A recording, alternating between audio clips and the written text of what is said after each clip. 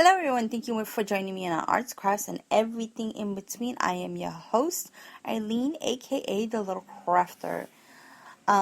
If you guys have any comments or questions or would like to hear a guest, please head on over to my website, which is eileenthelittlecrafter.com. On the right hand side, there'll be a tab where you can contact me. Just fill that out and I will get the email, or you can email me at littlecrafter1974 at gmail.com. Again, that's littlecrafter1974 at gmail.com. Also, there on my blog, on my site, you can see my blog, YouTube, and all the other social media sites that I contribute to. So, anyways, guys, today's show is about mojo. And I have 6 tips to help with that.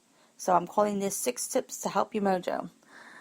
Alrighty, so let's get down to it, guys. I'm writing solo today, no guests, so that's is always a little scary. Anyways, let's get down to tip number 1. I say that talking to family and friends about the things that you're going through, even if it's just, oh, my mojo, talk about that. I think that always helps. It clears the brain, and they give you, good ideas and perspective, and always just, a good old laugh, I feel helps. Because if we take ourselves too seriously, it's just not, excuse me about that. Still getting over a stupid cold. Anyways, if we take ourselves too seriously, it could damage, whatever, our psyche or whatever. You know what I mean. Okay, so that's tip number 1. Tip number 2 is writing. Now, I'm not saying write a novel. I'm just saying write.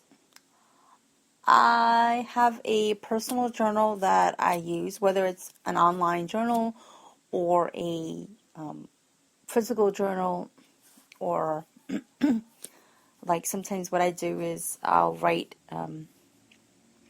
very sloppily a sentence, words on a mixed media page, which I'm going to, after I'm done, I will gesso over it, and that helps.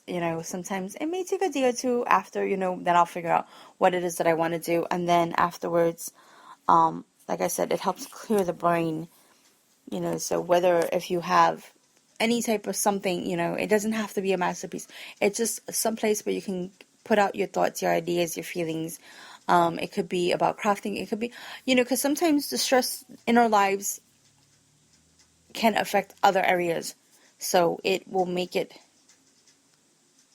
seem like everything is going wrong. So if you kind of let it all out and then come back to what it is that you want to do, then maybe you can, get back to having your mojo come back. As I like to say, and a lot of us crafters say, can get it back from vacation. Tip number 3. Sorry about that. I did actually make some notes, and the notes are flying everywhere. Alrighty, so I like to watch YouTube videos. I know that it is a double-edged sword because, when you're feeling down and low, you're like, oh, I can never get there, I'm never going to be that popular, or I'm never going to be that talented. And sometimes, yeah, it's okay to feel that way, but at the same time, crafting is something that is an expression and an extension of you. It is something that is personal. It's something that's rewarding, fun, and exciting to do for you. So if it's not fun anymore, then don't do it anymore. Just let your mojo take the vacation. Don't do anymore, Just have fun doing other things. We get stuck in a rut, and then when we find something, it's like, oh, it's that moment that makes us go, wow. Also, I recommend looking at blogs. There's a lot of talented bloggers out there. All you gotta do is Google crafters and images, things like that. I've been kind of on a digital stamp image hunt dilly, for lack of better words. And because I have taken the plunge to get some Spectrum Noir markers.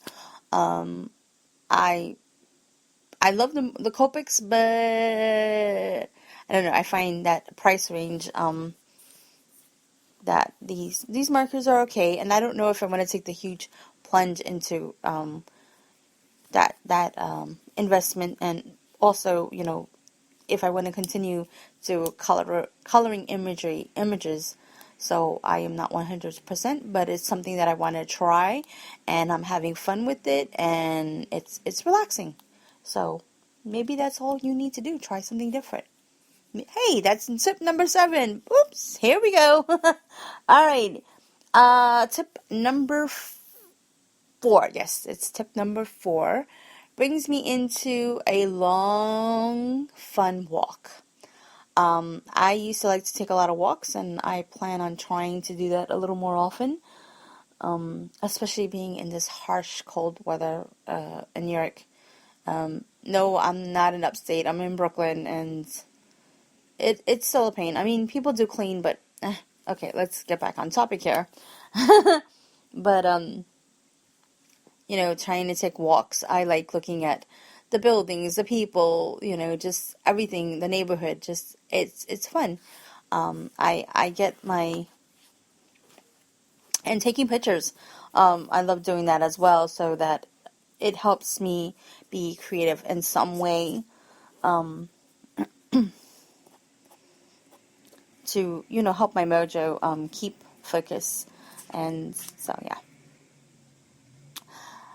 Number 5 is taking a long hot bath is another good thing. I find that when we're stressed and our muscles are achy and stuff like that, it makes kind of hard to craft. So I think that a long nice hot bath with some oils, incense or candles, things like that is also another cool thing to do.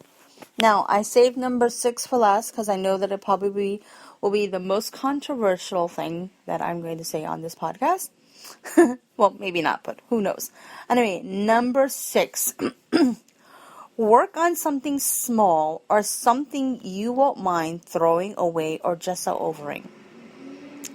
Yes, I said throwing away, and I said gesso overing it. Well, gesso overing it is not bad, but throwing it away, people are like, what, are you crazy? No, I am not. I do agree with that. No, we should keep ourselves kind of green, meaning we should recycle everything that we use and try and keep on using it, so that we help the earth and our budget. But at the same time, if it's something that's going to give you great pain looking at it, throw it away. It's not worth keeping the pain or whatever it is in your life. It's not. If you can gesso over it, fine. I mean, because if it's an ACT and, depending on the material, you can't use it again. It will just keep on deteriorating, meaning it will, like layers upon layer. A paper could only hold so much layers of stuff. So either figure out what it is that you're going to do with it, or just throw it away. And I mean, sometimes I find that just working on stuff, like whether or not if I like it or not, I've thrown stuff away. People think that I'm crazy, but it's not working, and I know that if I keep on messing with this paper, it's just going to disintegrate until the point that I can't use it anymore. What am I going to use it for? So I've done that. I've also done the gesso thing, which is also good. And sometimes I just like what I made, and I'm like, woohoo, look what I made. Yes, my mojo's back in town. So, don't be afraid to do those things, and think of it as a cleansing experience for yourself. So, guys, those are my 6 tips, technically 7, that are my really go-to tips to help bring my mojo, my creativity back into play. I hope that you have found this podcast helpful. And again, if you guys want to hear any other topics, please contact me, and leave me feedback, let me know what's going on. And so that's about it. Alrighty, guys. Thank you for stopping by, and have a wonderful day. Bye for now.